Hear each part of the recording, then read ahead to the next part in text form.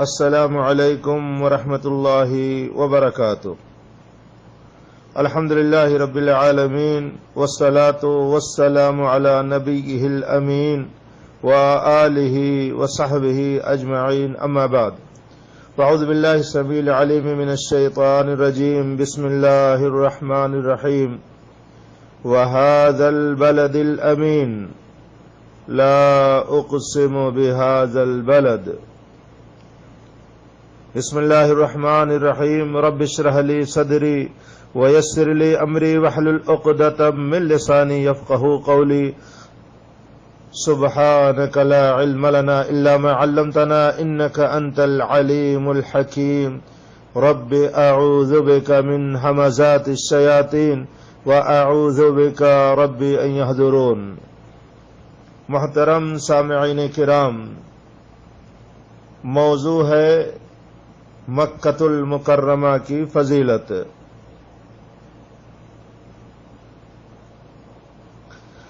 اللہ رب العالمین جو چاہتا ہے پیدا فرماتا اور منتخب کرتا ہے۔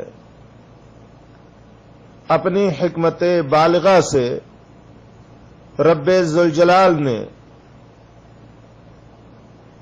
جن چیزوں کا انتخاب کیا ان میں سے ایک مقدس شہر مکۃ المکرمہ بھی ہے، تاکہ یہ اس کے مقدس حرمت والے شہر اور بیت عتیق خانہ کعبہ کا جائے مقام بن سکے۔ اس سرزمین پر ذاتی حیثیت سے افضل ترین خطہ مکۃ المکرمہ کا ہے اور پھر اس کے بعد مدینہ ہے۔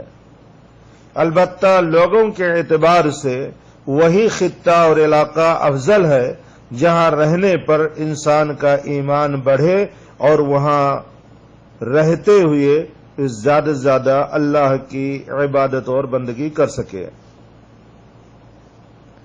اللہ رب العالمین نے اپنے گھر بیت اللہ کی تعمیر کے لیے ساری زمین سے اس شہر مکہ کا انتخاب فرمایا تاکہ یہاں پر اس کا گھر تعمیر ہو سکے اور پوری دنیا سے لوگ یہاں پر اللہ کی عبادت کے لیے آئے۔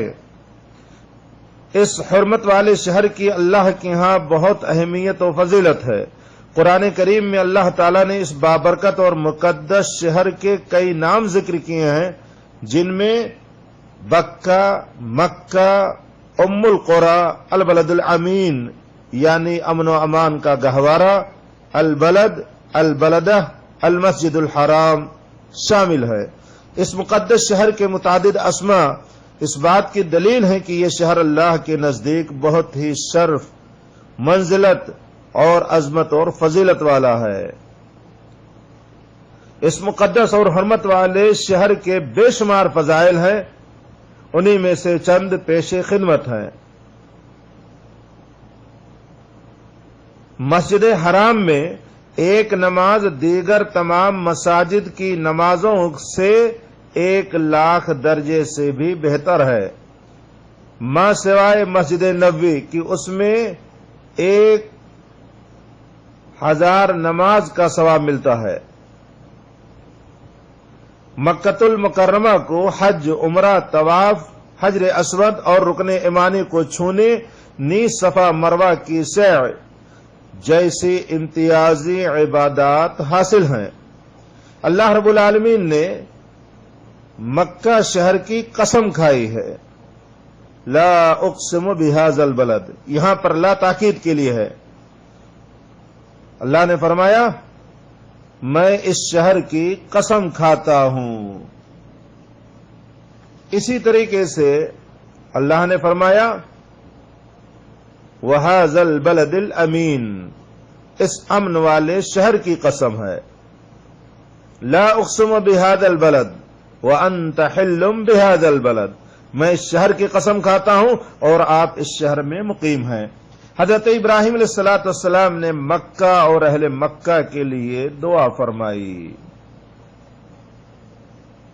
وَإِذْ قَالَ إِبْرَاهِيمُ رَبِّ اجْعَلْ هَذَا الْبَلَدَ آمِنًا، ابراہیم علیہ السلام نے دعا کی کہ اے میرے پروردگار اس شہر کو امن والا بنا دے۔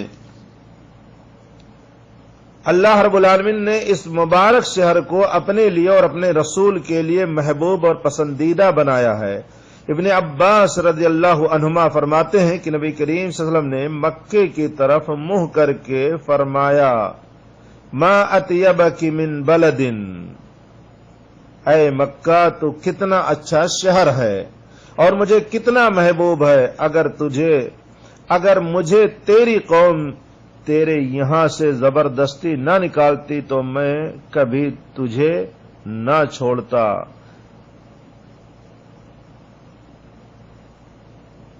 اس سے ملتی جلتی ایک اور روایت ہے کہ نبی کریم صلی اللہ علیہ وسلم نے فرمایا اے مکہ تو اللہ کے نزدیک سب سے بہترین شہر ہے اور اللہ کو سب سے زیادہ محبوب ہے، اگر مجھے زبردستی یہاں سے نہ نکالا جاتا تو میں کبھی نہیں نکلتا۔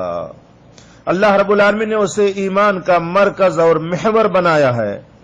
نبی کریم صلی اللہ علیہ وسلم نے فرمایا ہے بلا شبہ اسلام ان الاسلام بدأ غریبا وسيعود غریبا کما کان، بلا شبہ اسلام اجنبی حالت میں شروع ہوا تھا اور ایک بار پھر وہ اس اجنبیت کی طرف لوٹ آئے گا۔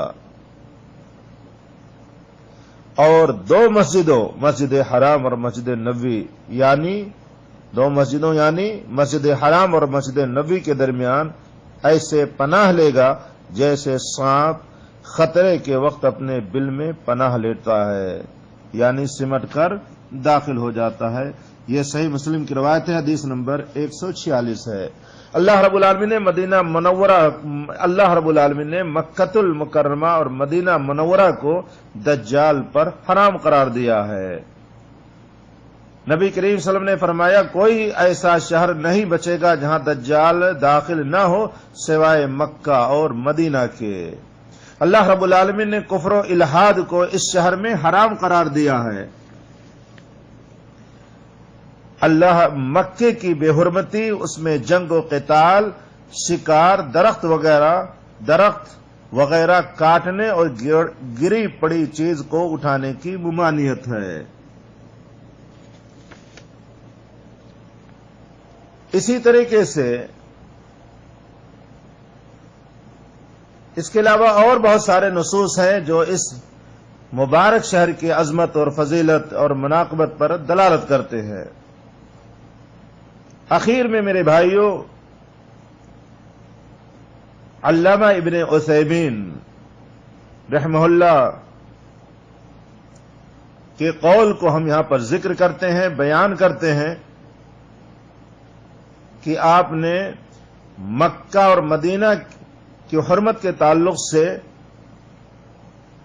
بڑی بہترین بات بتلائی ہے۔ مکہ مدینے کی حرمت سے کہیں سخت ہے، مدینہ بھی قابل احترام ہے، اس کے بھی حدود حرم ہے، کیونکہ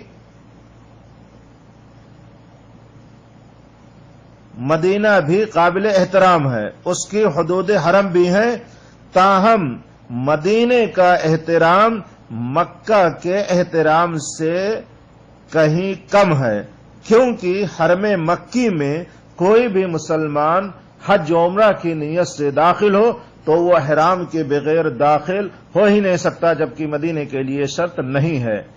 حرم مکی میں گھاس پھوس اور درخت وغیرہ مطلق طور پر کاٹنے حرام ہیں، جبکہ مدینے میں کچھ گنجائش اور رخصت ہے کہ بعض نباتات کھیتی باڑی کے لیے کاٹی جا سکتی ہیں۔ مکے میں شکار کرنے پر فدیہ ہے، جبکہ مدینے میں شکار کرنے پر کوئی فدیہ نہیں ہے۔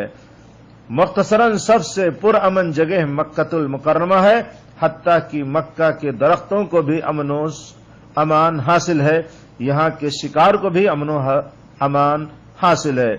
دیکھیے کتاب لقاء الباب المفتوح جلد نمبر 2 صفحہ نمبر 103۔ اللہ رب العالمین سے دعا ہے کہ پروردگار اس مبارک شہر سے ہمیں محبت کرنے، اس کی عزت اور احترام کرنے کی توفیق نصیب فرمائے، اور بار بار ہم سب کو حج اور عمرہ کی زیارت نصیب فرمائے۔ وآخر دعوانا ان الحمد للہ رب العالمین۔ سبحانک اللہم وبحمدک، اشہد ان لا الہ الا انت، استغفرک واتوب الیک۔